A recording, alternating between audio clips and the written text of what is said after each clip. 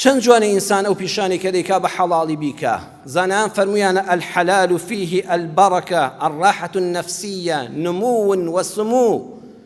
هەر کەسێک کار و کەسابەتەکەی کە دەیکا بە حەواڵی و بە پوختی بیکە حەقی خۆت وەرگرە.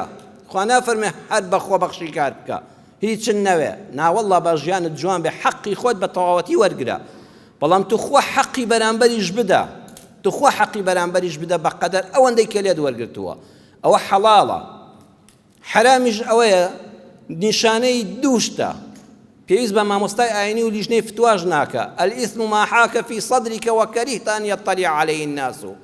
لە هەر ئیشێکە لە هەر پارەیەکە دووشتی تێدا بوو بترسە کە حرامە، دڵنیا بە کە حرامە. یەکەمیان دڵت ئەگەر ویژدانت نەمرد بێت لێ دەدا ناڕەحەتی قەلەقی دڵ ڕاوکێتە.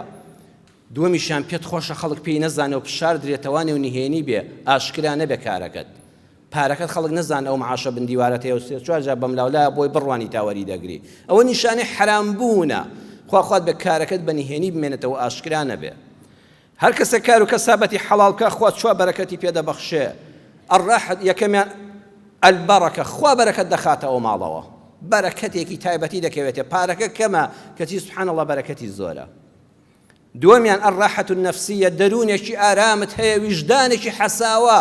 شەو کە دەچێت سەر جێگای خەوتن ئای چەند مرتاحی، چەند زوو خەول لێ دەکەوێت چونکە ویژدانت ئارامە.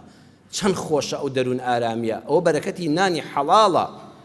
سێمیان نمو، خوا بەرەکەت دەخاتەوە ماڵەوە بەخوا گەشە دەکا ماڵێکە و دەماڵی لێ دەکەوێتەوە، ڕۆژ بە ڕۆژ فەرعەکانی زیاد دەکەن. وەسمو، خوا شەخسیەتت دەپارێزێ. هەر کەسێ حەڵاڵ خۆر بێ کەسایەتێکی بەرزی هەیە هەموو خەڵک متمانەی پێ دەکا.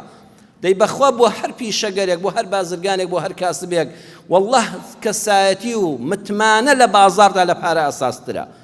چەند خۆشە ئەوەندە حەڵاڵ خۆر بیکەوتیان بە ناوی فڵان کەس سۆڵن کاکە مەترسە لێی بیدە دەستی پارەکەش نەهێنەوە دڵنیا بۆ بزانێت لە ماڵەوەیە. چەند خۆشە ئاوار ئەوەندە دڵنیا بێ کابرا کە کارەکەی دایە دەست دڵێ پێویست ناکە خۆم چاوم لێ بێ تەواو فڵان کەس لە خۆم جێگەی زیاتر متمانەیە.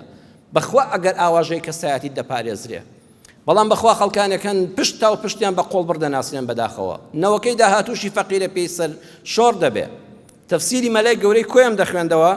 مەلای گەورەی کۆیە لە تەفسیرەکەیدا لەبەر گینۆدا لە لاپەڕی 378 دا دەفەرمێ خوالیان خۆش بێت دوو کەس هەبوون لە کۆیە مەشهور بوون بە حیلەبازی و بە فێڵبازی و بە تەرازوبازی. دەڵێن قەرەوەیس و سولەی حەمەهەیتی ناویشی نووسیون. دوای ئەوە لە بیستەکانە نووسیوێتی. ئەڵە قەرەوەیس کابرایەک بوو، سولەی حەمەهەیتیش کابرایەک بوو، دەستی هەموو دنیایان بڕی بوو. ئێستا مێژوو بنووسێتەوە دەبێت ڕۆژی چەند سولەی حەمەهەیتی کەمان بۆ تێکا بڵێ ئەمانە دەستی ئەو هەموو عالەمەیان بڕی بخرێنە ناو کتێبەوە. کەسایەتی دەڕوشێ هەر لەسەر بنەماڵەکەشت حیساب دەکرێ. بەداخەوە حەیف بۆ کاتێکی ژیانی کەم و پارەیەکی کەم ئینسان خۆی ناشیرینکە.